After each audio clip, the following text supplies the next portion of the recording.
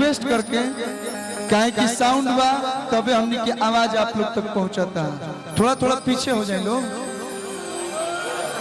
थोनी तनी निवेदन बा।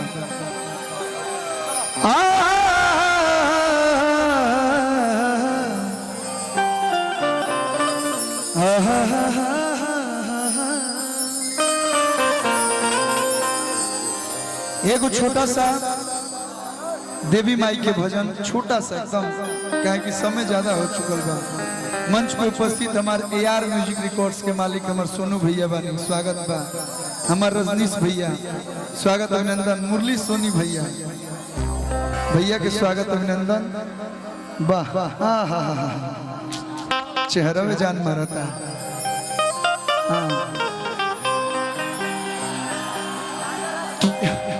हेलो हेलो हेलो कि हमके अपन दास बनाला, विनती करी हजार,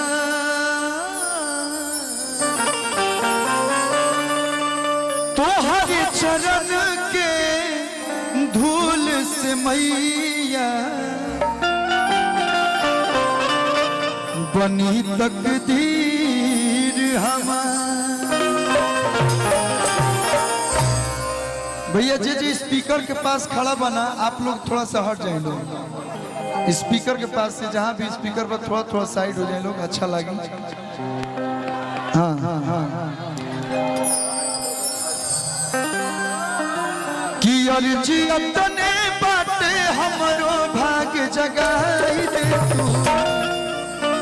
प्रेम सोली सेना वाली मैया की जय, प्रेम सोली महेंद्रनाथ बाबा की, प्रेम सोली थावे वाली मैया की नमः। पार्वती पते हारा चली लो घरे की अर्जी तने बाटे हमरो भाग्य जगाई दे तू। हो अर्जी तने बाटे हमरो भाग्य जगाई दे तू, फुलवे बनाई दे तू।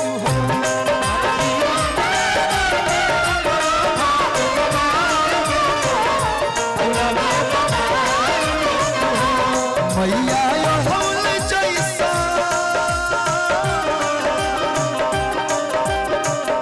तमाई हो हौल जैसा हमरो के अपना फुलवे बनाई दे तू।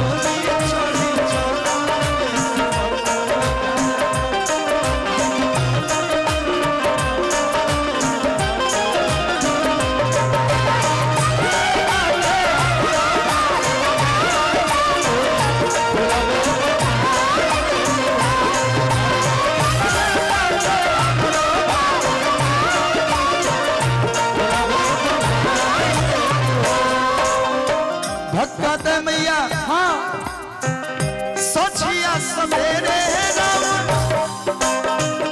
पूजती चरानिया,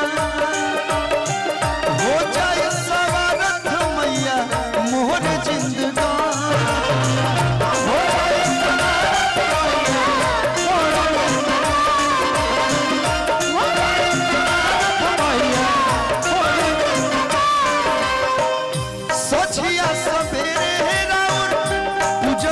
चरानिया, हो जाए सवारथ मैया मोहर जिंदगानिया।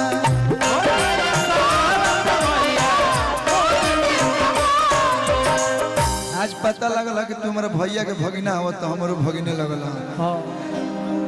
चंदन मिश्रा जी हमारे भाई कि माई हो गोलुआ पदाया बरसाई केहू हतना साल हो गए हमारे गाना गाओ, केहू ना जाने लगे हमारा नाम गलती से अरविंदो हो। जाने हम चाहब कि मॉनिटर के लगे जे भी बाउंसर बा आप लोग से आग्रह होगा कि आप लोग हट जाए, मॉनिटर के तरफ से सब कोई हट जाओ, स्पीकर के लगे से सब कोई हटो पहले। हाँ थोड़ा सा मंच पे आवाज भी नहीं क्या पावत, हमारी आवाज नहीं तो गायब का थोड़ा थोड़ा कुछ लोग नीचे उतर जी तो मंचवा ठीक लगी, जरूर थोड़ा ना बाकी सब लोग मंच पर है तो प्रोग्राम हो की तन तन नीचे उतर जालो।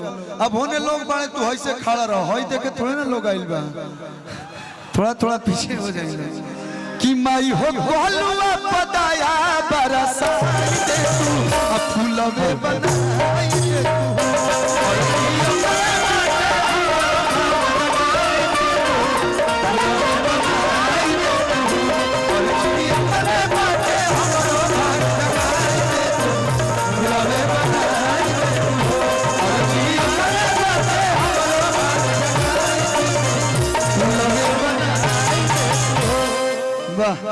एक बार माई खाती जो माई हमने के पैदा कली बेकर खातिर जोरदार ताली आप लोग बजा दी लोग। और ये हमारे मुन्ना भैया एक बार इनके लिए भी आप लोग जोरदार ताली बजा के स्वागत अभिनंदन कर दीजिए। आज कलुआ एल्बम से फिल्म में गइल बा, अब फिल्म आप लोग के बीच आइल बा तो बहुत बड़ा योगदान आपका है, बहुत बहुत धन्यवाद। आजीवन ही आशीर्वाद बना रहे भैया को बैठाइए। लव यू भैया। कि मरदा के गो